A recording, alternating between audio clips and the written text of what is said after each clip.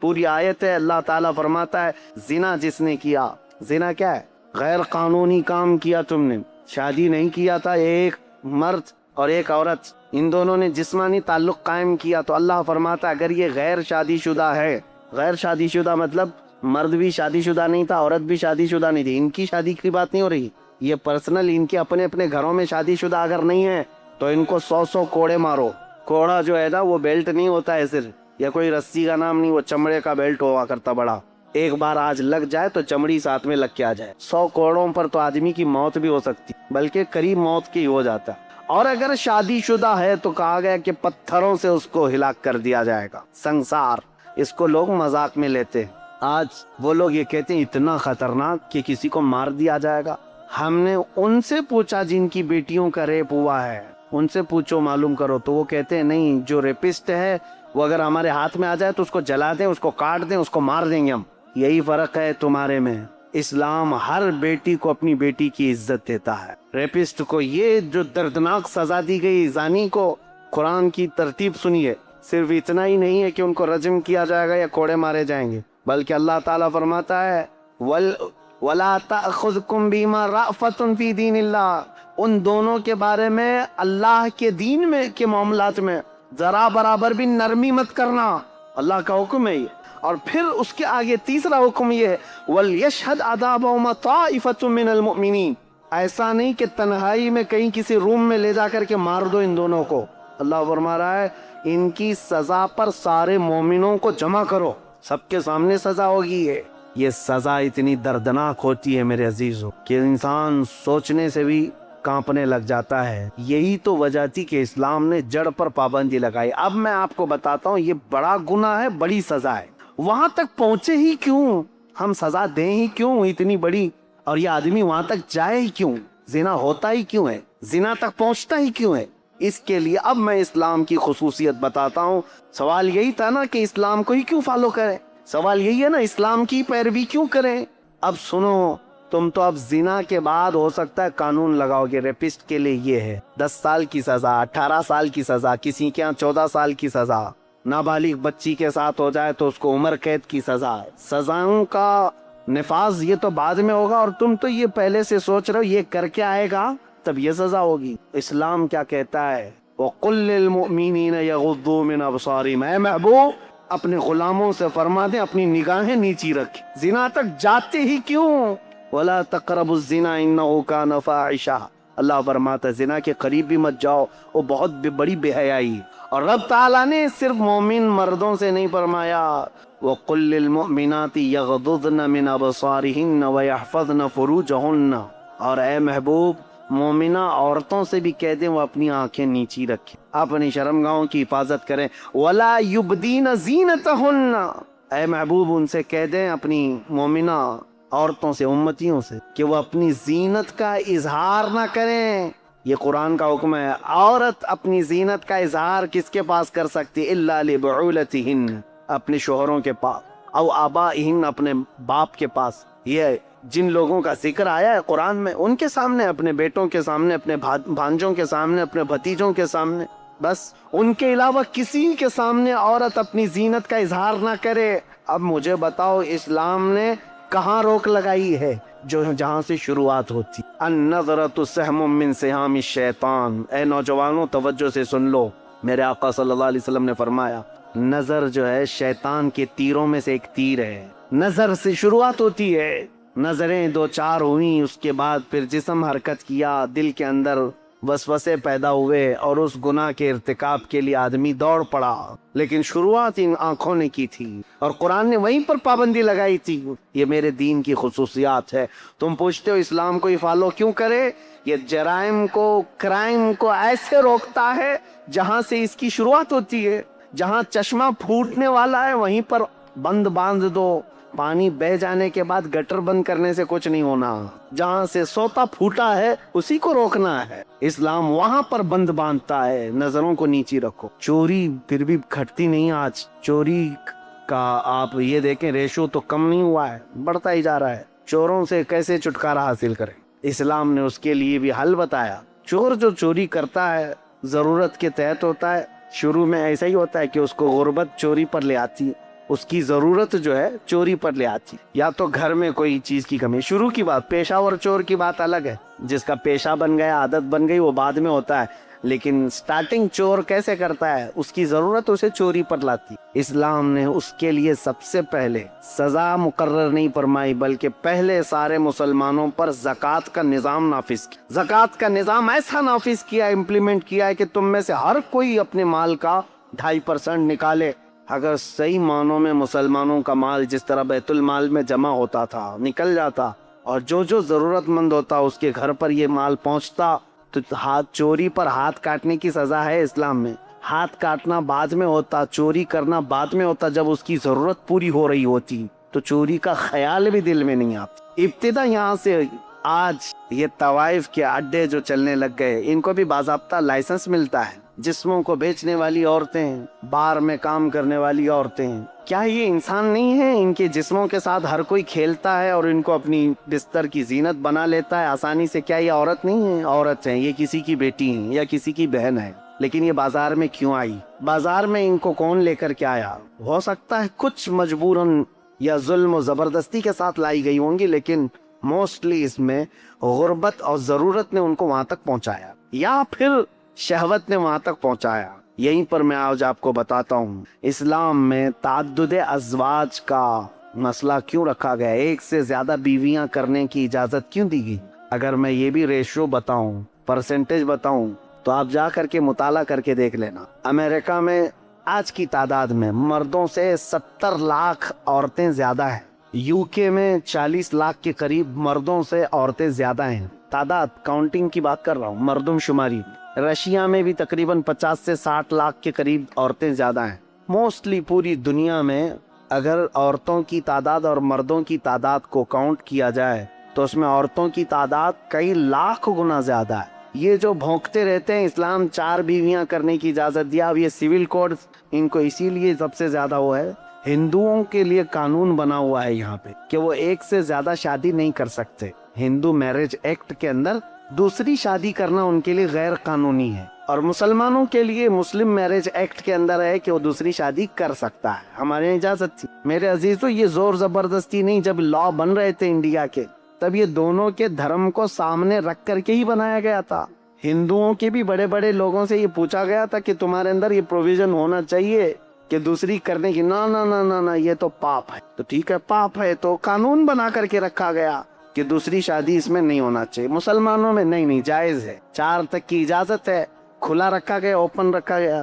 ایک رپورٹ ہمارے پاس یہ بھی ہے، 71 سے لے کر 91 تک، 1971 سے 1991 تک کی یہ 20 سال کی رپورٹ کے اندر ہندوستان میں سروے کی ہوئی ایک رپورٹ موجود ہے جس میں ڈبل شادی کرنے والوں کی تعداد سب سے زیادہ ہندوؤں کی ہے، جبکہ اللیگل ہے. ٹھیک ہے، میں ابھی آتا ہوں. ہمارے یہاں لیگل ہے. سول کوڈ اسی لیے لانا چاہ رہے ہیں بیچارے کہ ان کو ایک سے زیادہ نہیں کرنا پڑتا. مسلمانوں کے اوپر بھی یہی قانون آنا چاہیے، ایک ہی قانون ہو جو سب کے لیے چل رہا ہے. اب مسلمان بھی دوسری نہ کرے. اور حیرت کی بات ہے، وہ لوگ قانون لا رہے ہیں جن کی ایک بھی نہیں ہے. قانون سول کوڈ کی بات سب سے زیادہ وہی کر رہے ہیں جن کے نہ بچے ہیں نہ بیوی ہے.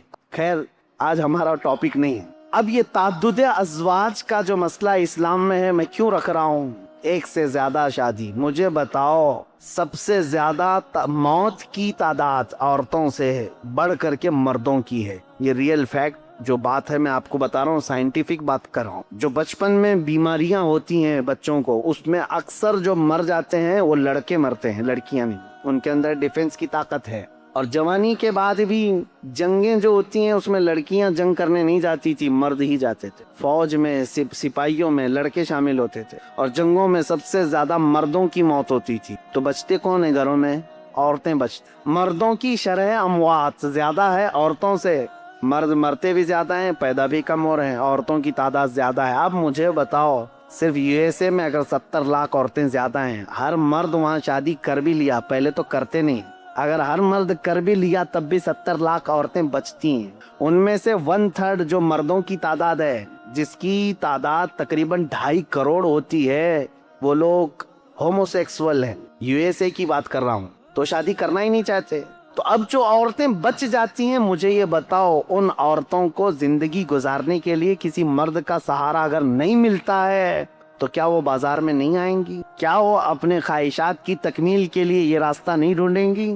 میرے عزیزو، اسلام نے واجب نہیں کیا ہے 4 شادیاں کرنا، ایک دروازہ رکھا ہے، ایک دروازہ رکھا ہے۔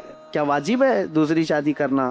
یہاں اسلام نے ایک تمہارے لیے سہولت کا دروازہ رکھا ہے، اس پر ان کو اتنا واویلا ہے، لیکن حقیقت میں یہ ریئل لائف کے اندر آؤ کہ دنیا میں ہو کیا رہا ہے۔ ان عورتوں کو بھی انصاف دلانا ہے جو بغیر کسی شوہر کے پوری زندگی گزار کے چلی جاتی ہیں۔ اگر کوئی مرد ایک کے علاوہ دوسری کو نکاح کرتا ہے تو میرے عزیزو، یہ صرف وہ اپنے جسم کی تسکین کے لیے نہیں کر رہا، بلکہ ایک ایسی آوارہ ہونے والی عورت کو گناہوں سے بچا کر کے اپنے گھر کی ملکہ بنانا چاہ رہا ہے۔ اسلام کے اوپر اعتراضات جو کرتے ہیں، ان کے ہم باندیاں ہیں، باندیوں سے شادی کرتے ہیں، یعنی ایک سے زیادہ باندیاں جو رکھی جاتی ہیں۔ میرے عزیزو، اس میں بڑی حکمت تھی۔ پہلے جو ہے جنگوں میں جب ایک فوج کو دوسری فوج پر فتح حاصل ہوتی تو سامنے والوں کا سارا مال بھی لے آتے، وہاں کے جتنے قیدی ہوتے ان کو غلام بھی بنایا جاتا، اور ان کی جو عورتیں ہوتی تھی وہ باندیاں بن جاتی تھیں، باندیاں بن کر کے سب کو بانٹ دی جاتی تھی۔ یہ اسلامی میں نہیں، پہلے کی ساری قومیں یہ کرتی تھی، اور ان عورتوں کے ساتھ بدترین سلوک کیا جاتا تھا، بدترین سلوک۔ ان کو جانوروں کے ساتھ باندھا جاتا تھا، اور پھر جب خواہش ہوتی ان کے ساتھ جمع کرتا آدمی، اور پھر ان کو وہاں باندھ کر کے رکھتا، باندیوں کو جو جنگوں میں حاصل کی ہوئی عورتیں ہوتی تھی۔ یہ اسلام تھا۔ میرے آقا صلی اللہ تعالی علیہ وسلم کے آخری الفاظ پتہ ہے؟ حضور کی وفات کے وقت سب سے آخری الفاظ 2 ہی تھے: الصلاۃ و ملک یمین، نماز اور اپنے ماتحت رہنے والی باندیوں کا خیال کرو، غلاموں کا خیال کرو۔ میرے آقا صلی اللہ علیہ وسلم نے اس وقت فرمایا جب آپ کی روح رب اعلیٰ کی طرف جا رہی تھی۔ یہ باندیوں کے حقوق کیوں میرے آقا نے فرمایا؟ کہ صرف یہ کام کاج کی مشینیں نہیں ہیں، ابھی اگر جنگوں کے بعد تمہارے ہاتھ آئی ہیں تو انہیں نکاح کرو اور ان کو اپنے گھر کی زینت بناؤ۔ وہ ملکہ بن کر کے رہی ہیں، 1 2 نہیں، ہزاروں تاریخ اسلام میں موجود ہیں جو صحابہ کے نکاح میں آئیں اور ان سے اولاد بھی ہوئیں، ان سے بڑے بڑے فقیہ اور محدث بھی پیدا ہوئے۔ ان عورتوں کو آوارہ ہونے سے اسلام نے بچایا۔ میرے عزیزوں، میں کتنی باتیں عرض کروں، اسلام کی ہی پیروی کیوں کی جائے؟ یہ خوبیاں اگر میں بتاتا رہوں، یہ آپ کے لیے نہیں، آپ آلریڈی اللہ تعالیٰ کی طرف سے ہدایت دیے ہوئے ہیں۔ اللہ تعالیٰ نے آپ کو اسلام پہلے سے دیا ہے، یہ اس کا شکر ہے۔ میں ان لوگوں سے پوچھ رہا ہوں، ان لوگوں سے کہہ رہا ہوں جو یہ کہتے ہیں اسلام کی پیروی کیوں کریں، اس کے اندر کیا خصوصیت ہے، اسلام کو فالو کیوں کریں؟ ان کے لیے میں کہہ رہا ہوں، اسلام پورا نظام حیات ہے، پوری زندگی کا دستور ہے، اور چیلنج ہے میرا ہی، کوئی بھی لے کر کے آ کر کے دکھائے، میں بتاؤں گا کہ انکمپلیٹ ہے تمہارے ہاتھ، انکمپلیٹ۔ کسی بھی دین میں جاؤ، ایک اور خاتون کی بات میں کرتا ہوں، رشیا کی، وہ دین اسلام میں آئی تو انہوں نے لکھا ہے، وہ بھی ایک خاتون ہے، نام میں نہیں جانتا یا یاد نہیں ہے ابھی مجھے نام، انہوں نے کہا کہ میں دین اسلام میں داخل ہوئی، لوگ یہ پوچھتے ہیں سبب کیا تھا، وہ کہتی ہیں کہ اس طرح سوال کرنا بھی میں اس کو غلط سمجھتی ہوں کہ اسلام کی اتنی بڑی عظمت کے لیے یہ سوال ہونا ہی نہیں چاہیے، کوئی اسلام میں آ رہا ہے تو کس وجہ سے آیا۔ وہ خاتون کہتی ہیں میری تو وجہ یہ تھی، سب سے بڑی وجہ، کہ میں نے صرف اس دین میں دیکھا کہ بندہ بغیر کسی، جیسے پجاری کے، پادری کے، جیسا ان کے ہاں پورا تسلط قائم ہے، حکومت قائم ہے کہ ان کے علاوہ کچھ ہو نہیں سکتا، بابائیت، پاپائیت جس کو کہتے ہیں، وہ کہتی ہے صرف دین اسلام ایسا ہے جس میں بندہ تنہا بھی اگر چاہے تو اللہ سے قریب ہو جاتا ہے، اور خدا فرماتا ہے اے محبوب میرے بندے میرے بارے میں آپ سے سوال کرتے ہیں، اے رسول میرے بندے آپ سے میرے بارے میں سوال کرتے ہیں کہ ہمارا رب کہاں ہے، اے میرے محبوب ان کو جواب دیں کہ ہم ان کے شہرت سے زیادہ قریب ہیں۔ اللہ فرماتا ہے قرآن پاک میں بہت قریب ہوں تم سے۔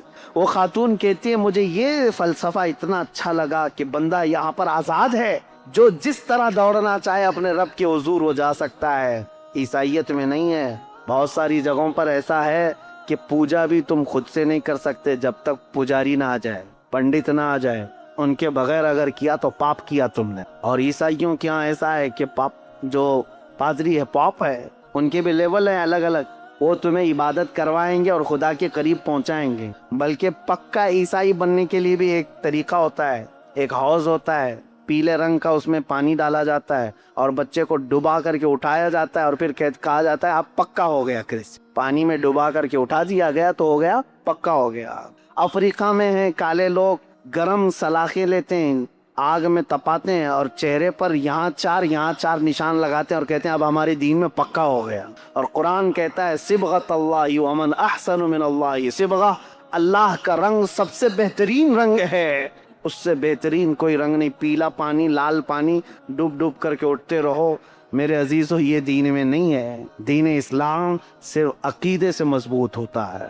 یہاں پر وہ نہیں رکھا گیا ہے کسی کی وہ کیا کہتے ہیں حاکمانہ تسلط. ابھی 2 دن پہلے کی بات ہے, ایک انجینئر صاحب سے ہماری ملاقات ہوئی. وہ گھر کے پلان دیتے ہیں. انہوں نے ہم سے کہا ایک پلان دیکھا, کہا حضرت یہ پورا واستو پرکار ہے. بالکل واستو پرکار ہے. ممبئی والوں کو واستو کا زیادہ لین دین نہیں ہے کیونکہ آپ کے یہاں تو جگہ کی بڑی قلت ہے. بہت چھوٹی جگہ میں بھی آپ کو جہاں سے ملا دروازہ کھول لیا. لیکن ہمارے علاقے میں آپ جائیں بڑے چونچلے ہیں ان کے گھر بنانے کے. جگہ بڑی رہتی ہے, 30x40 کی جگہ ہے, 40x60 کی جگہ ہے, تو گھر بنانا ہے تو لے کے گھومتے رہتے ہیں. کچن کا دروازہ کہاں ہونا چاہیے, بیڈ روم کا کہاں ہونا چاہیے, ٹوائلٹ کہاں ہونا چاہیے, اور کبھی کبھار بنا لیتے ہیں اور کوئی واسطو والا جو آتا ہے وہ توڑوا دیتا ہے.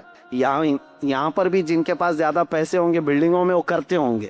واستو پرکار یہ صحیح نہیں ہے, اس کا ایسا نہیں ہونا چاہیے ویسا نہیں ہونا چاہیے. میں نے ان سے کہا کہ یہ واستو کا جو عقیدہ ہے, کہا گیا کہ ہاں اس طرح سے بنانے سے برکت زیادہ آئے گی. ٹھیک ہے, اسی انت وشواس میں لوگوں کو دھندا چل رہا ہے. میں ایک پوچھا ان سے سوال جو آپ کے پاس رکھنا چاہتا ہوں, کیسا بڑا گورکھ دھندا ہے. کہا بھائی ایک کتاب کیوں نہیں لکھ دیتے واستو کی.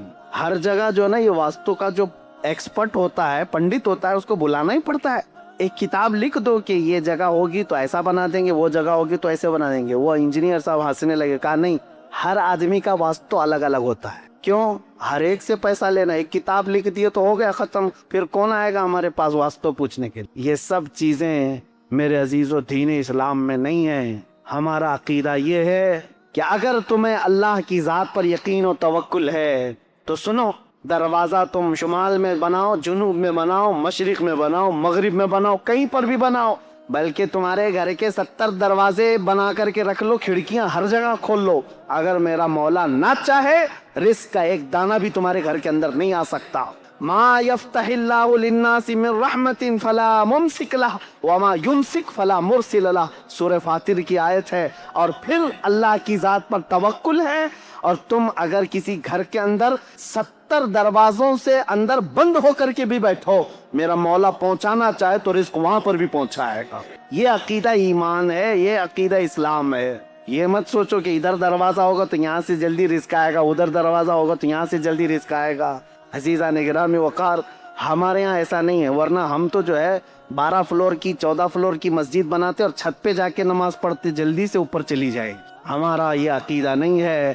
ہم خاک پر بھی سجدہ کریں, دل اگر جھک گیا ہے تو مولا اس کو بھی قبول فرمائے. اور اگر تمہارا دل جھکتا نہیں, یقین نہیں ہے اللہ کی ذات پر, تو آسمانوں میں اڑ کر کے بھی پڑھو, تمہارے منہ پر مار دی جائے گی. یہ سمتیں, یہ جگہیں, اس کا تعلق نہیں ہے. اسلام کی خوبیاں یہی ہیں میرے عزیزو. ہم نے کسی کو باندھ کر کے نہیں رکھا. آپ مجھے یہ بتاؤ, سوال یہ سب سے پہلا میں نے اپنی تقریر میں سوال کیا کیا ہے, اسلام کو ہی کیوں فالو کرنا چاہیے. یہ سوال اگر غیروں کی طرف سے ہے, یعنی جو اسلام میں نہیں ہے, دلت لوگوں کو کرنا چاہیے سلام یہ سوال, تو میں ان کو اچھی طرح سے بتاتا ہوں. جو آج ہمارے ہندوستان میں ایک طبقہ ہے, ہندوؤں میں کاسٹ کیے گئے ہیں, اور برہمن, چھتریہ, اور پھر شودر ہے, ویشیہ, یہ سب جو ہے نا الگ الگ قسمیں کی گئی ہیں. اور لوگوں میں یہ بٹھایا گیا ہے جو برہمن ہیں وہ بھگوان کے برہما کے سر سے پیدا کیے گئے ہیں, اور باقی قومیں الگ, کوئی چھاتی سے پیدا کیا, کوئی بازوؤں سے,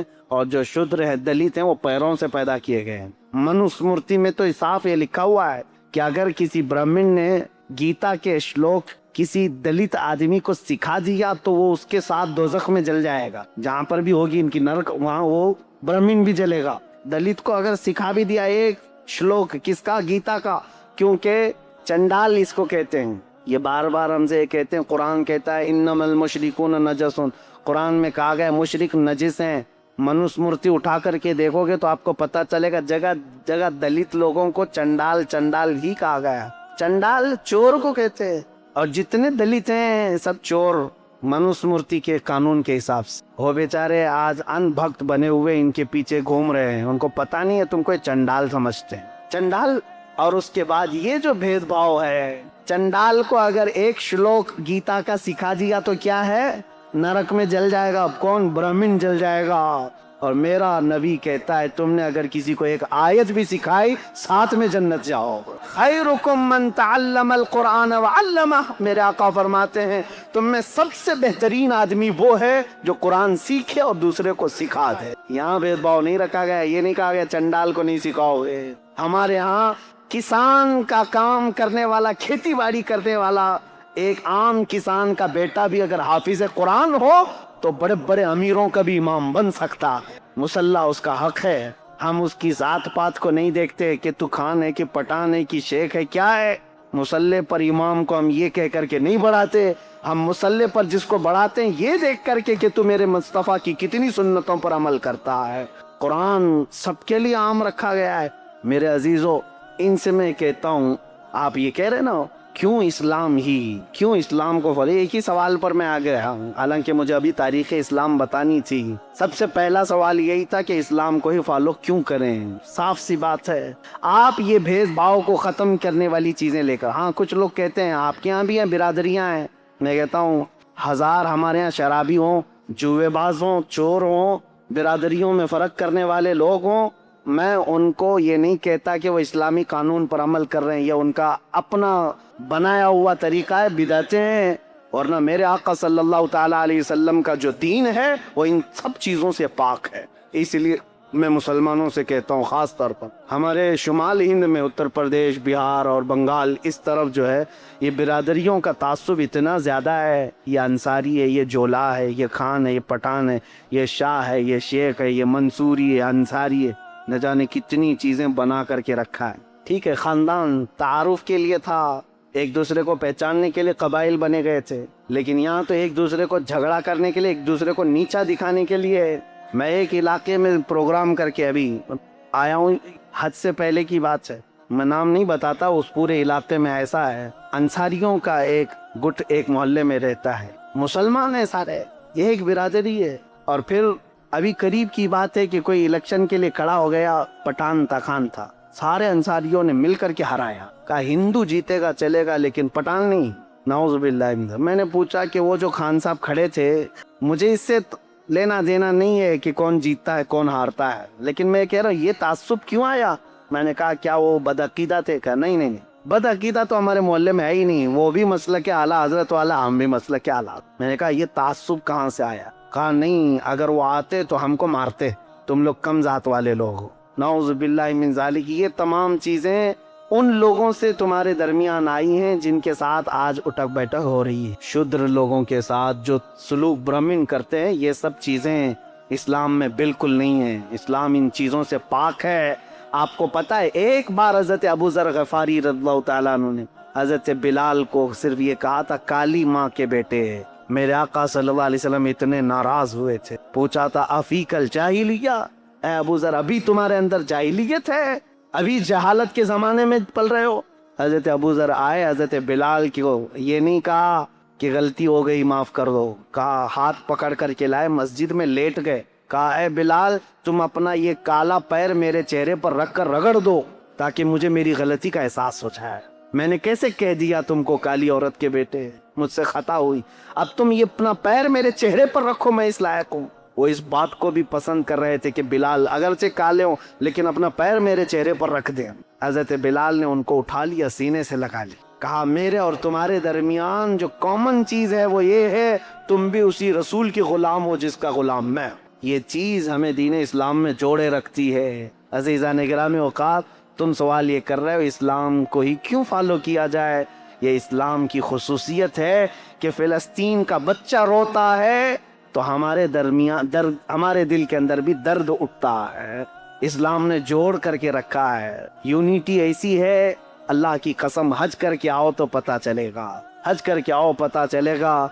वहाँ अल्लाह करीम ने एक लिबास में पूरी दुनिया को किस तरह से बुलाया है। किसी बादशाह को तुम पहचान नहीं सकते। अभी पिछले साल की बात में 2022 में अफ्रीका का एक ملک ہے, چھوٹا سا ملک ہے, وہاں کا پریسیڈنٹ آیا تھا اور ہر پریسیڈنٹ کو ایک پروٹوکول دیا جاتا ہے سعودی گورنمنٹ کی طرف سے. اس کو کچھ فوجی دیے جاتے ہیں, گاڑی اسپیشل ہوتی ہے, ان کے ٹینٹ الگ لگتے ہیں, لیکن اس نے ساری چیزوں کو قطعاً منع کیا تھا. کہا تھا کہ میں جس طرح میری کنٹری کے لوگ حج کے لیے جا رہے ہیں میں ویسی حج پہ جاؤں. اور اس کی ایک فوٹو وائرل بھی ہوئی تھی, مینا کے روڈ پر وہ بغیر بستر کے ہاتھ کا تکیہ بنا کر سو رہا تھا. اپنے ملک کا بادشاہ ہے. 1 سال پہلے کی بات دیکھا ہم نے اور پھر یہ احساس ہوا اللہ کریم نے اسلام میں یہ خصوصیت رکھی ہے. حضرت عمر فاروق رضی اللہ تعالیٰ عنہ بھی وہی کھاتے تھے, حضرت ابو بکر بھی وہی کھاتے تھے جو مدینے کے عام لوگ کھایا کرتے. عزیزان گرامی اوقات, اسلام ہی کیوں اس کی خصوصیات ہیں. میں لوگوں سے یہ کہوں گا مسلمانوں کے بعض عمل کو دیکھ کر کے تم یہ جج مت کرنا کہ اسلام میں کیسا ہے. تم کو چاہیے کہ اسلام کو پڑھو اور اس کے بعد اسلام میں آؤ. میں سب کو دعوت دے رہا ہوں, RSS والوں کو بھی دعوت ہے, کھلی دعوت ہے, آخری سانس تک یہ دعوت ہے, کیونکہ اچھائی کی دعوت تو دینا ہے نا. کسی کو ڈر لگتا ہے تو جائے, اچھائی کی دعوت ہے. میرے نبی پاک صلی اللہ تعالیٰ علیہ وسلم کا دین ہے. جب آپ ہمیں دعوت دیتے ہیں کسی چیز کی تو ہم بھی آپ کو دعوت دے سکتے ہیں, آؤ پڑھو. لوگوں کے عمل دیکھ کر کے جج مت کرنا کہ اسلام ایسا ہے ویسا ہے. لوگوں کے عمل سے نہیں, اسلام اپنی حقانیت سے چل رہا ہے. اب دوسرا اس پر جو اعتراض ہمیشہ ہوتا رہا ہے, آج بھی ہوتا ہے, اسلام تلوار کے زور سے پھیلا. ایک بھونڈا اعتراض ہے جنہوں نے سمجھا نہیں. میں ان سے کہتا ہوں تاریخ میں تم کو کسی نے پٹی پڑھا دیا اسلام تلوار سے پھیلا, تلوار سے پھیلا. آج پتہ ہے آپ کو سب سے زیادہ تیزی سے پھیلنے والا دین آج بھی دنیا میں اسلام ہے. آج واشنگٹن کی نیوز نکال کر کے دیکھ لیں آج کی آپ کہ وہاں پر مسلمان کتنی تعداد 10 سال کے اندر کتنے ہوئے. کہا کہ وہاں پر 260% بہت زیادہ ہو گئے ہیں 10 سال کے اندر مسلمان بڑے, اور کرسچن صرف 47%. سب سے زیادہ اسلام تیزی سے پھیل رہا ہے UK میں, US میں, رشیا میں, افریقہ میں, سب جگہ ہے. اسلام آج بھی اسی طرح سے تیزی سے پھیل. یہ جو بوکھلاہٹ ہے نا آپ جو دیکھ رہے ہیں, یہ جو کیڑے مکوڑے اچانک آ رہے ہیں, کیوں؟ ان کو ایسا لگ رہا ہے کہ یہ چند سالوں میں تو یہ سب پورے حاوی ہو جائیں گے. ان کے بچے بھی زیادہ ہیں, ان کے عورتوں کو بھی زیادہ کرنے کی اجازت ہے, 4 ہیں. وہ دیکھتے نہیں, وہ پاگل کتا کہتا تھا کہ 2029 میں تو ہندوستان کا پردھان منتری مسلمان ہو جائے. یہ ڈر ستا رہا ہے, خوف ستا رہا ہے, اتنے مسلمان ہو جائیں گے, اتنے مسلمان ہو جائیں گے. اب میں یہ باتیں اس لیے کر رہا ہوں کہ ان کو یہ پتا ہے کہ مسلمان آج بھی بڑھ رہے ہیں. ٹھیک ہے, ان کا ہی کہنا ہے. مسلمانوں کی تعداد بہت زیادہ ہو گئی, ہندوستان کی بھی بات کر رہے ہیں, US میں بھی بات کر رہے ہیں, رشیا میں بھی, سب جگہ پر. اب میں آپ سے پوچھتا ہوں ان لوگوں سے جو کہتے ہیں اسلام تلوار کی زور سے پھیل رہا ہے, تو مجھے بتاؤ US میں کون تلوار لے کر کے گھوم رہا ہے اسلام پھیلانے کے لیے؟ رشیا میں کون تلوار لے کر کے پھیلا رہا ہے اسلام؟ UK میں کون پھیلا رہا ہے؟ ارے میاں آج تو بالکل الٹا مسئلہ ہے. تمہاری ساری میڈیا لگ گئی ہے ہمیں دہشت گرد ثابت کرنے پر, باوجود اس کے لوگ جوک در جوک اسلام میں داخل ہو رہے ہیں. ہالینڈ کا وہ شخص آپ کو پتا ہے جو چند سالوں پہلے کہتا ہے کہ میرے نزدیک سب سے برا دین دھرم اسلام تھا, سب سے برا دین, اور سب سے برے لوگ میرے نزدیک مسلمان تھے. آج وہ الحمدللہ مسلمان ہے, اور میرے آقا صلی اللہ تعالیٰ علیہ وسلم کی سیرت پر پوری کتاب لکھ رہا ہے. آپ کو پتا ہے افریقہ کا ایک عیسائی اس سال حج پر آیا ہوا تھا, عیسائی پادری تھا, جس نے کہا تھا کہ میرے فالوور میں 1 ملین لوگ ہیں عیسائی. اس نے خود کہا آج میں غار ہیرا جو جبل نور پر ہے پہاڑی مکہ میں, اس کی مٹی چوم کر کے وہ رونے لگا. جو پیدائشی عیسائی ہے, میں بتاتا ہوں میرے عزیزوں, اس کی بھی کلپ وائرل ہوئی تھی, آپ لوگوں نے دیکھا ہوگا. اس نے کہا کہ میں اس میں فخر محسوس کرتا ہوں اسلام میں آیا, اور سارے لوگوں کو اس دین میں لاؤں گا. مجھے یہ فرق نہیں پڑتا, میرا ٹاپک یہ نہیں ہے. میرا ٹاپک یہ ہے, میں پوچھنا چاہتا ہوں اس عیسائی پادری کی گردن پر کس نے تلوار رکھی؟ اسلام قبول کرو. جھوٹا پروپیگنڈا پھیلاتے ہو کہ اسلام تلوار کی زور سے پھیلا ہے. پریکٹیکل تو کسی کو نظر نہیں آتا. آپ نے کہیں سنا ہے؟ آپ نے کہیں سنا ہے کہ تلوار کی زور سے پھیلایا جا رہا ہے اسلام؟ نہیں ہے. میرے عزیزو, آج تو مسلمانوں کو ٹرول کرنے کے لیے تم نے ہر ہتھ کنڈا اپنا لیا. آتنکوادی یہ ہیں, ریپسٹ یہ ہیں, چور یہ ہیں, بہت زیادہ آوارہ یہ ہیں, نشہ خور یہ ہیں, ساری چیزیں تو تم نے ڈال کر کے رکھی ان کے اوپر الزامات. لیکن جو دین اسلام میں آ رہا ہے میرے عزیزو, وہ ہمارے عمل کی وجہ سے نہیں آ رہا ہے، وہ دین اسلام کی حقانیت کی کشش ہے جو قیامت تک کھینچتی رہے گی لوگوں. لوگ اس میں آئیں گے. اذا جاء نصر اللہ والفتح ورأیت الناس يدخلون فی دین اللہ افواجا. میرا رب فرماتا ہے جب اللہ کی مدد آ جائے گی اے محبوب آپ دیکھیں گے لوگ اسلام میں فوج در فوج داخل ہوں گے، فوج در فوج داخل ہوں گے. RSS کے گوا کے رہنے والے ایک بڑے دانشور آدمی ہیں، انہوں نے کچھ سوالات کیے ہیں مسلمانوں کے متعلق، مجھے جواب دینا تھا. 10 سوالات انہوں نے کیے تھے لیکن ابھی وہ ہمارے ٹاپک سے ریلیٹڈ نہیں. صرف ایک ہی بات انہوں نے کہا کہ مسلمانوں میں یہ عقیدہ کیوں ہے کہ کافروں کا صفایا ہو جائے گا، اسلام غالب آ جائے گا، کافروں کا صفایا ہو جائے گا. جواب صرف اتنا ہے، سمجھنے میں آپ کی غلطی ہو گئی. کافروں کا صفایا ہو جائے گا انہوں نے کیا سمجھا؟ قتل کر کے مار ڈالیں گے سب کو. ہاں ہم بھی کہتے ہیں ہوگا صفایا، گردنوں کا صفایا نہیں، شرک اور کفر کی غلاظت کا صفایا ہوگا. حضور اکرم صلی اللہ تعالی علیہ وسلم کی نسل پاک میں ایک امام آئے گا جس کو امام مہدی کہا جائے گا، اور اس امام مہدی کے فوج اور ان کی تبلیغ پر پھر سب کفار کا صفایا ہوگا. مطلب یہ نہیں ہے کہ گردنیں مار دی جائیں گی، مطلب یہ ہے کہ دلوں کے اندر جو کفر و شرک کی غلاظت ہے اس کا صفایا ہوگا، اور پھر شرق سے لے کر غرب تک، شمال سے لے کر جنوب تک ہر ایک کے لفظ، ہر ایک کی صدا ہوگی لا الہ الا اللہ محمد رسول. یہ ہمارا کہنا ہے. ہم یہ کہتے ہیں آپ خامخواہ کیوں ڈرے ہوئے ہیں کہ قتل ہو جائے گا؟ ہم قتل کی بات کہیں نہیں کیے کہ صفایا ہو جائے گا، قتل ہو جائے گا. اور پھر یہ جو پروپیگنڈا پھیلایا جاتا ہے میرے عزیزوں، تلوار کی زور سے پھیلا، تلوار کی زور سے پھیلا. ذرا دامن میں جھانک کر کے دیکھو، تاریخ پڑھ کر کے دیکھو، ہندوستان میں 700 سال تک تھے مسلمان حکومت کرتے ہوئے. اگر روز تلوار لے کر کے بیٹھے ہوتے تو ایک کیڑا بھی نہیں بچتا، بھی کوئی کیڑا بھی نہیں بچتا. سب کو زبردستی اگر داخل کیا گیا ہوتا تو سب 700 سال بہت ہیں، بہت ہیں. میرے عزیزو دین اسلام نے آزاد رکھا تمہیں. آج مندریں بھی باقی ہیں 1000 سال پرانی، 800 سال پرانی، 900 سال پرانی. ہندوستان میں وہ مندریں بھی موجود ہیں اور لوگ بھی موجود ہیں، دھرم بھی موجود ہے. ہم نے زور زبردستی کسی کو بلایا ہی نہیں. قرآن میں اللہ فرماتا ہے لا اکراہ فی الدین، دین میں کوئی زور زبردستی نہیں. لیکن قیامت کا دن آنا ہے، فیصلہ تو اس دن ہونا ہے. اب اسلام کی خصوصیات یہ پوچھ رہے تھے کہ کیوں اسلام کو فالو کریں، اور پھر یہ اعتراضات، اسلام تلوار کی زور سے پھیلا، یہ ساری چیزیں ایک پروپیگنڈا ہے میرے عزیزو، پروپیگنڈا ہے. اور حقیقت اگر میں آپ کو بتاؤں، نبی کریم صلی اللہ تعالیٰ علیہ وسلم جتنی جنگوں میں شرکت فرمائے وہ تقریباً 17 ہوتی، 17 غزوات جس میں حضور صلی اللہ تعالیٰ علیہ وسلم بنفس نفیس خود گئے. اور کل جنگوں میں جو لوگ مرے، فوت ہوئے، ان کی تعداد پتہ ہے 252، 250 لوگ مرے ہیں. کتنے؟ 250. اور آپ کو پتہ ہے فرسٹ ورلڈ وار جو ہوئی تھی، فرسٹ ورلڈ وار، اس میں کتنے لوگ مرے تھے پتہ ہے؟ 3 کروڑ لوگ مرے. اور سیکنڈ ورلڈ وار جو 1940 پہ ختم ہوئی 1940 تک، اس میں 5 کروڑ لوگ. کروڑ کی بات کر رہا ہوں، 100 بھی نہیں، 1000 بھی نہیں، لاکھ بھی نہیں.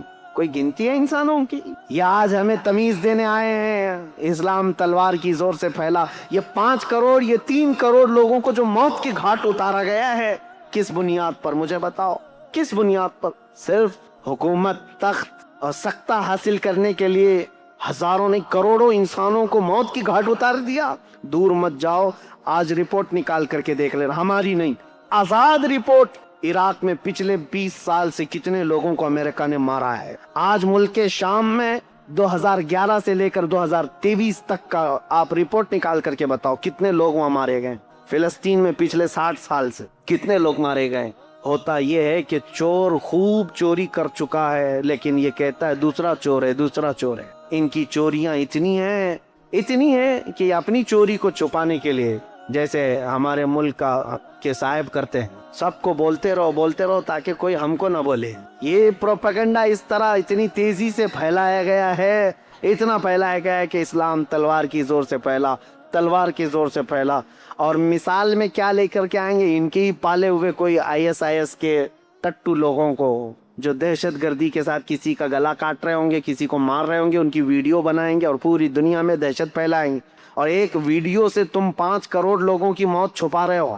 آج پتہ ہے یہ سارا نظام، اگر میں تاریخ کے حساب سے بیٹھوں کتنی موتیں ہوئی ہیں، تمہاری آنکھیں پھٹی رہ جائیں گی. عراق کی موتیں، ملک شام کی موتیں، ابھی یمن میں، افغانستان میں 20 سال یہ درندوں کی طرح ناچتے رہے پورے نیٹو کی فوجیں، تقریباً 45 کنٹریز کی فوجیں 20 سال تک افغانستان میں کیا کر رہی تھیں؟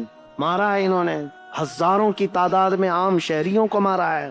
اتنی موتیں ہو جانے کے بعد اب سوال کرنے کا حق بھی نہیں بنتا تم کو کہ تم اسلام پر انگلی اٹھاؤ گے، جہاں میرے آقا صلی اللہ تعالیٰ علیہ وسلم کی زندگی پاک میں 17 جنگوں میں کل کتنے لوگ مارے گئے تھے؟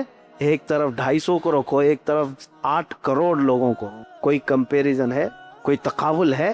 میرے عزیزو، تاریخی سچائیاں آپ کے سامنے میں رکھنا چاہتا ہوں۔ اسلام پر اعتراضات کرنے والے کبھی ان چیزوں کو لے کر کے آتے ہیں، کبھی ان چیزوں کو لے کر کے آتے ہیں، بہت سارے اعتراضات ہیں۔ ابھی قربانی کا وہ گزرا، سعودیوں کے بھی اب نخرے زیادہ ہو گئے، وہ قربانی سے ابھی بچنے کی کوشش کر رہے ہیں، ابھی وہ نیوٹرل بننے کے لیے۔ ابھی دیکھا انہوں نے اپنا ایک نمائندہ یا ہندوستان بھیجا جو مندروں کی زیارت کرنے آیا ہے۔ یہ وہی ظالم لوگ ہیں جو ہمیں اولیاء اکرام کے مزارات پر جانے پر شرک کے فتوے لگاتے تھے۔ آج ان کا سب سے بڑا امام آیا ہوا ہے ہندوستان میں، جو دلی کے اور پتہ نہیں کہاں کہاں کے مندروں کی زیارت کرنے آیا ہے، اور بڑے شوق سے زیارت کر رہے ہیں اور تاریخ سمجھ کر کے، اور وہاں میرے آقا صلی اللہ تعالیٰ علیہ وسلم کے آثار کو مٹا کر کے رکھا ہے شرک اور بدعت کے نام پر۔ خیر وہ بات الگ ہے۔ یہ نیوٹرل بننے کے لیے، لوگوں کی واہواہی لینے کے لیے اب قربانی کے مسئلے پر بھی آ گئے ہیں۔ اس سال حج کے دوران ہم نے دیکھا ہے قربانیوں کا کیا کیا سلسلہ ہوتا ہے۔ بہرحال میں یہ کہہ رہا ہوں، یہ جگہ جگہ سے یہ بات اٹھاتے ہیں۔ اسلام اگر اتنا ہی اچھا ہے تو اتنے جانوروں کو کیوں کاٹ دیا جاتا ہے بقرعید دن؟ ہر مسلمان مالک کے نصاب جو ہے بکرے کو کاٹتا ہے، گائے کو کاٹتا ہے، بھینس کو کاٹتا ہے، اونٹ کو کاٹتا ہے، جو جائز جانور ہیں ان میں۔ اب تو ہم یہاں پر گائے نہیں کاٹتے، لیکن جو بھی کاٹتے ہیں اس کا اتنا واویلا مچایا جاتا ہے۔ پتہ ہے یہ جانور کیوں کاٹے جاتے ہیں؟ یہ ہمارا دینی فریضہ ہے، لیکن حقیقت میں آپ کو بتاؤں، ایسے لوگوں کا یہ اعتراض ہے، ان کو کبھی دوسرے گھر نہیں نظر آتے۔ یہودی دین میں بھی قربانی ہے، عیسائیوں کے دین میں بھی قربانی ہے، ہندوؤں میں بھی قربانی۔ ان کے ابھی یہاں بلی چڑھانا ہے، بلکہ یجروید میں ہے، وید ہیں ان کے 4، سام وید، اتھر وید، یجروید، رگ وید۔ یجروید کے اندر یہ بات موجود ہے آج کہ بھگوان کو کون کون سی چیزیں پسند ہیں، اس میں کئی جانوروں کے نام ہیں، اور خود رام کے بارے میں رامائن میں لکھا ہوا ہے کہ وہ ہرن کا شکار بہت شوق سے کرتے تھے۔ آج کرتے تو شاید بہت لمبا کیس ہوتا۔ ہاں ہرن کیونکہ ہمارے ہاں غیر قانونی اس کا شکار نہیں ہو سکتا۔ میرے عزیزو، جانوروں کی بلی اور قربانی ہر دھرم میں ہے، ہر دین میں موجود ہے، لیکن نظر صرف اسلام، یہ ان کی دگلی پالیسی ہے، ڈبل رول ہے۔ یہ آپ نہیں دیکھتے کہ صرف اسلام کی عید الاضحیٰ کی قربانیوں کو اتنا اچھالا جاتا ہے، بے زبان جانوروں کو مارا جاتا ہے؟ تمہیں پتہ نہیں ابھی جو بلی چڑھائی جاتی ہے وہ تو دیکھ بھی نہیں سکتے تم، جانور کو لا کر کے سیدھے اٹھا کر کے گردن پر مار کر کے الگ کر دیا جاتا ہے۔ یہ تو باتیں اپنی جگہ پر، سارے دھرم میں، سارے دینوں میں قربانی ہے، سب میں ہے، میں ثابت کر کے بتاؤں گا۔ یہودیوں میں بھی ہے، عیسائیوں میں بھی ہے، ہندوؤں میں بھی ہے، سب میں ہے، لیکن ان کو پاپ جو لگتا ہے وہ صرف مسلمانوں کا عمل لگتا ہے۔ اور تو اور میرے عزیزو، اسلام پر اعتراض کرنے والے سال بھر میں ایک دن قربانی کرتے ہو نا، ایک دن قربانی کرتے ہو۔ ان سے میں پوچھتا ہوں ذرا ڈیٹا نکال کر کے بتاؤ، میکڈونلڈ والا کتنے کاٹتا ہے، KFC والے کتنے کاٹتے ہیں؟ یہ شدھ شاکاہاری لوگوں سے پوچھ رہا ہوں۔ تم نے اپنے ملک میں ان کو پرمیشن دے کر کے رکھا ہے، یہ ملٹی نیشنل کمپنیاں ہیں، تمہیں پتا ہے پر ڈے کئی لاکھ گائے میکڈونلڈ والا کاٹتا ہے۔ یہ اور بات ہے کہ انڈیا میں بیف کا ان کا نہیں ہے، دوسرے کنٹریز میں میکڈونلڈ والوں کا بیف کا بھی موجود ہے، ان کے مینو میں ہے، سب جگہ بیچتے ہیں، کچھ جگہ تو خنزیر بھی بیچتے ہیں، جہاں جیسا دیس ویسا بیس ہے۔ لیکن کبھی آج تک ان میں سے کوئی بھی کیڑا اٹھا اور کہا کہ یہ تو نان ویج والا ہے، اس کو یہاں پرمیشن نہیں دینا چاہیے؟ نہیں، سب جگہ تم شوق سے ان کو چلاتے ہو۔ وہی اگر کسی مسلمان کی دکان بھی ہو جائے تو تعصب اتنا بڑھ گیا ہے، زہر اتنا بڑھ گیا ہے کہ ارے یہ مانساہاری ہے، یہ تو نان ویج ہے، اس کو ہٹاؤ یہاں سے، پاپ لگ جائے گا۔ میرے عزیزو، یہ ڈبل پالیسی کا اور یہ جو 2 چہرے والا مسئلہ ہے، یہ میں آپ کے سامنے رکھنا چاہتا ہوں۔ آج میری تقریر جو ہو رہی ہے وہ پوری ریکارڈ ہے، اور مجھے پتا ہے ہمارا مجمع جو سن رہا ہے، میں نے شروع میں ہی کہا میں آپ کے لیے نہیں، آپ الحمدللہ اس عقیدے سے وابستہ ہیں کہ میرے نبی کریم صلی اللہ تعالیٰ علیہ وسلم کا فرمان عالی شان ہمارے لیے زندگی کا آخری حرف ہے، اس کے بعد ہم سوچ بھی نہیں سکتے۔ ہمارا عقیدہ مضبوط ہے الحمدللہ، ہم دین اسلام کو حق سمجھ کر کے چل رہے ہیں، اس کے ہر مسئلے کو حق سمجھتے ہیں. میں ان لوگوں کو آج مخاطب کر رہا ہوں جن کے دلوں میں شکوک و شبہات ہے. اسے بہت سارے 40 سوالات کے اعتراضات میں لے کر کے آج آیا تھا. بہت لمبا ٹائم گیا. 40 طرح کے ان کے سوالات ہیں جو ایتھسٹ لوگ بھی کرتے ہیں اسلام کے بارے. انشاءاللہ بیچ بیچ میں جب موقع ملے میں آپ کو بتاتا رہوں گا اسلام میں قربانی کیوں ہے, اسلام میں زیادہ بیویاں کیوں ہیں. اور یہ سب سوالات ایسے ہیں جو ان کے جیب میں خود موجود ہیں, خود کرتے ہیں سوال اسلام کے ساتھ. یہ آج اتنا پروپیگنڈا پھیلا ہے. نبی کریم صلی اللہ تعالیٰ علیہ وسلم نے ماں عائشہ صدیقہ سے نکاح بہت چھوٹی عمر میں کیا, جب ان کی عمر 9 سال کی تھی.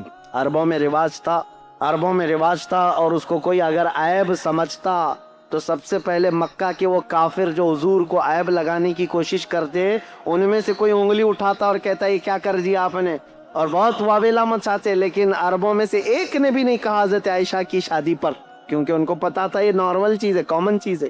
اور یہ کامن چیز ہے, اسی لیے تو یہاں مہا بھارت میں بھی موجود ہے, رامائن میں بھی موجود ہے, گیتا میں بھی ہے. بہت ساری شادیاں ایسی ہیں جن کا ذکر کروں تو کئی لوگوں کو تکلیف ہو جائے گی. ہاں, اور زیادہ بیویاں نبی کریم صلی اللہ تعالیٰ علیہ وسلم کی 10 بیویوں کے متعلق یہ ٹی وی میں بیٹھ کر کے پکوڑے تلتے رہتے ہیں اور ایک دوسرے پر اعتراضات کرتے رہتے ہیں. اسلام اسلام نبی پاک صلی اللہ تعالیٰ علیہ وسلم کبھی اپنے گھر کی خبر ہی نہیں لیتے. اپنی بھی کتابیں اٹھاؤ 10 بیویاں کی ہیں, لیکن ہر ایک کی حکمت ہے. میں بتاؤں گا, وہ مطلقہ تھی یا بیوہ تھی, نبی کریم صلی اللہ علیہ وسلم نے ان سے نکاح کر کے وہ درجہ دیا ہے کہ ان کو پوری کائنات کے مومنوں کی ماں بنا دی, کیا امہات المومنین بنایا. لیکن کلپنا بھی نہیں کی جا سکتی, تصور بھی نہیں کیا جا سکتا. ایک بھگوان تو ایسے ہیں جن کے 16,400 بیویاں ہیں اور وہ ایک رات میں سب کے پاس بھی جا کے آتے. یہ مذاق کی بات نہیں کر رہا ہوں, کتاب میں جو موجود ہے اتنی بات کروں گا. زیادہ اگر اس پر مذاق کروں تو غلط بات ہے. جب یہ چیزوں پر ہم نے کبھی آپ کے ساتھ کوئی چھیڑ چھاڑ نہیں کیا, 16,000 نہیں 32,000 رکھ لو, کیا فرق پڑتا ہے. لیکن تم ادھر انگلی نہ اٹھاؤ میرے نبی پاک کی طرف. ایک بات یاد رکھو, اور کم سنی کے بارے میں بھی اگر انگلی اٹھاؤ گے تو ہم پوری لسٹ لے کر کے بیٹھے ہیں کہ کون کون کتنی عمر میں شادی کیا ہے. سب کی لسٹ موجود ہے. آپ کو میں بتاؤں, بہت پرانا تو میں کہہ رہا ہوں کہ 1400 سال پہلے کی بات ہے. اس وقت کامن بات تھی 9 سال کی لڑکیاں. لیکن یہاں تو دیش آزاد ہونے کے بعد بھی, میں خالی آپ کے سامنے نام دے دیتا ہوں, چیک کر لینا, آپ کی ذمہ داری. سب سے بڑی شخصیت کے نام سے مشہور ہے ہندوستان میں, یعنی غیر مسلموں کی بات کر رہا ہوں. بابا صاحب بھیم راؤ امبیڈکر, ان کی شادی کب ہوئی, کس سے ہوئی, کتنی عمر میں ہوئی, یہ ریسرچ کرنا تمہاری ذمہ داری ہے. راویندر ناتھ ٹیگور, جس کے ذریعے سے جن گن لکھا گیا ہے, جو پورے ہندوستان کا قومی ترانہ ہے آج, نیشنل اینتھم, اس کے رائٹر راویندر ناتھ ٹیگور. جا کے معلوم کرنا اب تمہاری ذمہ داری ہے, کب شادی کیا, کس سے کیا اور کتنی عمر میں کیا. یہ تو 100 سال سے پہلے کے لوگ نہیں ہیں, ابھی کے ہیں. ان کے گھروں میں جو شادی ہو کر کے آئی لڑکیاں, وہ 15 سال سے کم کی ہیں, 10 سال کی ہیں, کوئی 12 سال کی ہیں, اور تم 1400 سال پہلے کے اعتراضات اٹھاتے ہو. نبی کریم صلی اللہ تعالیٰ علیہ وسلم نے ماں عائشہ صدیقہ سے 9 سال کی. ابھی تو 2 ہی مثالیں دیا, پوری لسٹ موجود ہے ہمارے پاس. صرف اتنا میں کہنا چاہتا ہوں, اسلام کے متعلق ٹھنڈے دل سے سوچو. کائیں کائیں چلانے سے یا کتے کی طرح بھونکنے سے تمہیں ہدایت کبھی نہیں ملے گی. اسلام کو بہت سارے لوگوں نے پڑھا ہے اور الحمدللہ جب دل نرم ہوا ہے تو انہوں نے بھی پکار کر کے کہا ہے. آپ کو پتہ ہے ایک بہت بڑا رائٹر ہے, انگلش رائٹر, بہت بڑا رائٹر ہے, جارج برنارڈ شاہ. اس نے کہا ہے میں نے پورا ریسرچ کر کے دیکھ لیا, دنیا میں اسلام سے بہترین قانون کسی کے پاس ہے ہی نہیں, اسلام سے بہترین قانون کسی کے پاس نہیں. اور اس نے یہ سب سے بڑی بات کہی کہ ریولیوشن جو دنیا میں آتے ہیں, کبھی لینن کا ریولیوشن آیا اور کبھی اسٹالن کا آیا, کبھی جو ہے بات چلتی رہی کس کی, آئنسٹائن کے سائنس کا نظریہ پھیلتا رہا. سب کے ایک ریولیوشن آئے ہیں, سب سائنٹسٹ بھی اپنے اپنے نظریات لے کر کے آئے ہیں. لیکن آپ کو پتا ہے اس نے کہا ان کے ریولیوشن 100 سال 200 سال کے بعد ٹھنڈے پڑ گئے. سوشلزم, مارکسزم, کمیونزم, یہ سب چیزیں جو ہیں ریولیوشن کے طور پر آئے, حکومت چلانے کے طریقے لے کر آئے, لیکن ٹھنڈے پڑتے گئے. ان کی شخصیات جب چلی گئیں. جارج برنارڈ شاہ کہتا ہے لیکن ایک ریولیوشن آیا مدینے سے, اور وہ ریولیوشن ایسا ہے کہ اس کے بانی محمد صلی اللہ تعالیٰ علیہ وسلم 63 سال کے بعد وفات کر گئے. لیکن اس ریولیوشن کو میں آج دیکھ رہا ہوں، 14 صدیاں گزر گئی، ہر آنے والے بچے کے اندر ان کا امپلیمنٹ ویسا ہی نظر آتا ہے جیسے مکہ کے مسلمانوں کا رہا ہوگا۔ آج بھی اپنے دین کے لیے مر مٹنے کو تیار ہیں، آج بھی اپنے رسول سے ویسی محبت کرتے ہیں۔ نہ انہوں نے دیکھا، نہ ان کے باپ نے دیکھا، نہ دادا نے دیکھا، تقریباً ان کی 7 پیڑھیوں نے نہیں دیکھا ہوگا، لیکن محبت ایسی کرتے ہیں کہ ہر رات سوتے بھی ہیں تو تمنا یہی لے کر آج خواب میں میرے آقا تشریف لائیں۔ یہ حقیقت ہے یا نہیں مسلمانوں؟ یہ میری بات نہیں، یہ جارج برنارڈ شاہ ایک رائٹر ہے انگلش انگریز، وہ کہتا ہے اتنا بڑا ریولیوشن میں نے نہیں دیکھا جو 1400 سال تک چلتا آ رہا ہو، اور آج وہ رسول نہیں ہے، وہ صحابہ نہیں ہے جو ان کے کمپینین تھے، ان کے ساتھی تھے، ان کے خلیفہ نہیں ہے، لیکن اس کے باوجود خاموش دیواروں سے ایسا لگتا ہے اسلام ابھی بھی پھیل رہا ہے۔ یورپ میں، امریکہ میں، افریقہ میں کون ہے جو جمال مصطفیٰ دیکھ کر کے آ رہا ہو؟ کوئی ہے نہیں، نہ صحابہ کو دیکھا، نہ اولیاء کو دیکھا۔ اس وقت کے فتنوں کے زمانے میں بھی لوگ اسلام میں داخل ہو رہے ہیں۔ میں کہتا ہوں یہ میرے آقا کا لایا ہوا ریولیوشن، انقلاب ایسا ہے جو آج تک نہیں بلکہ قیامت تک قائم رہنے والا ہے، اور یہ سب پر غالب آ کر کے رہے گا انشاءاللہ۔ سوالات، اعتراضات بہت سارے ہیں۔ اسلام میں 4 شادیاں کیوں؟ اس کا میں نے بتا دیا، عورتوں کی تعداد زیادہ ہے اور ان عورتوں کو آوارہ ہونے سے بچانا بھی ضروری ہے۔ اس کے لیے ایک سسٹم دیا گیا ہے، کیونکہ اسلام فلی لائف سسٹم ہے۔ اور اس کے علاوہ کم سنی پر جو اعتراضات کرتے ہو، اور اس کے علاوہ بہت ساری چیزیں ایسے اعتراضات کرتے ہیں، مرنے کے بعد دوبارہ زندہ ہونے کا عقیدہ کیوں ہے، یہ ساری چیزیں اسلام میں کیوں؟ میرے عزیزو، یہ ہونا بہت ضروری ہے۔ اگر آخرت کا تصور نہ رہے تو ہر کوئی آزاد کھلے طور پر ناچتا رہے گا جیسے وہ ناچ رہے ہیں۔ شراب پی لیا، زنا کر لیا، ڈر کسی کا نہیں ہے۔ اور زیادہ سے زیادہ کچھ لوگ ڈراتے ہیں یہ کہہ کر کے کہ اچھے کام کرو تو ٹھیک ہے، برے کام کرو گے تو اگلے جنم میں چوہا پیدا ہو جاؤ گے، کتا پیدا ہو جاؤ گے۔ اتنا ہی ڈر ہے، وہ دیکھتے نہیں، ان کا مذاق بھی چلتا رہتا ہے، کبھی یمراج کو دھوکہ دے دوں گا۔ ہاں، یہ موت کے فرشتے کے متعلق جو عقیدہ ہے وہ اس لیے کہ اتنا ہلکا بنا کر کے پیش کر دیا تم نے، اتنا ہلکا بنا کر کے کہ کچھ نہیں ہونے والا ہے۔ میرے عزیزو، اسلام آخرت کا ایسا مضبوط عقیدہ دیتا ہے، ایسا مضبوط عقیدہ کہ آپ مشرق سے لے کر مغرب تک، شمال سے جنوب تک پوری دنیا میں گھومو، کسی بھی مسجد میں جاؤ، مسلمان جب مسجد میں جا کر اللہ اکبر کہہ کر رکعت مانتا ہے، اس کی نظریں ایسی سیدھی ہو جاتی ہیں، کوئی اسے پکارے تو بھی نہیں دیکھتا، کوئی اسے چلائے تو بھی نہیں دیکھتا، اس کی نظر ایک ہی طرف ہے، وہ اللہ کے قرب کی طرف بڑھنا چاہتا ہے۔ میں اس سے یہ پوچھتا ہوں دوسروں سے، یہ اس کے اندر مطمح نظر، محور، مرکزیت کس نے پیدا کیا؟ یہ عقیدہ آخرت ہے۔ اس کا عقیدہ یہ ہے میرا رب مجھے دیکھ رہا ہے۔ ٹھنڈیوں کے دنوں میں بستر چھوڑ کر کے اگر نماز کے لیے آتے ہو، یہ عقیدہ ہے کہ آخرت میں مجھے حساب دینا ہے۔ کسی کا مال نہیں کھاتا آدمی تو اس لیے کہ آخرت میں مجھے حساب دینا ہے۔ وہ کہتے ہیں حساب تو یہاں پر بھی اللہ دے سکتا تھا، وہاں کیوں؟ ایک سوال یہ بھی ہے، اللہ اگر چاہے تو یہیں پر حساب لے لیتا، برے لوگوں کو یہاں مار دیتا اور اچھے لوگوں کو یہاں اچھائی دے دیتا۔ نہیں میرے عزیزو، یہ انسان کی جان ایسی ہے، کچھ بندے ایسے ہیں جو اتنے گناہ کر چکے ہیں، ان کو موت بھی دے دو تو سزا پوری نہیں ہوتی۔ صحیح کہہ رہا ہوں؟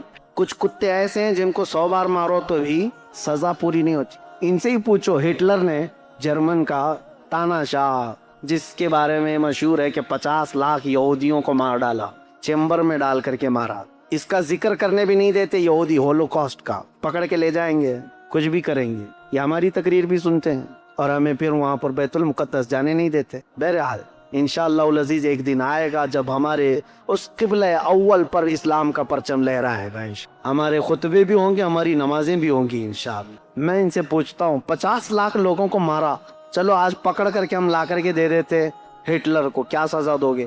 کیا سزا دو گے اس کو؟ 50 لاکھ لوگوں کو مار، تم خوب غصے میں جل کر کے کیا کرتے؟ اس کو بھی چیمبر میں ہی ڈال کے مارتے، ہاں اس کو بھی مار ڈالتے، مر جاتا تو ہو گیا۔ ایک یہودی کو مارنے کی سزا ہو گئی ہے، باقی اتنے جو 50 لاکھ کے قریب ہیں، ایک کو مارنے کی سزا تو ایک کو مار دیا تم نے، اس کو تو سزا ملنی چاہیے تھی 50 لاکھ لوگوں کے مارنے کی۔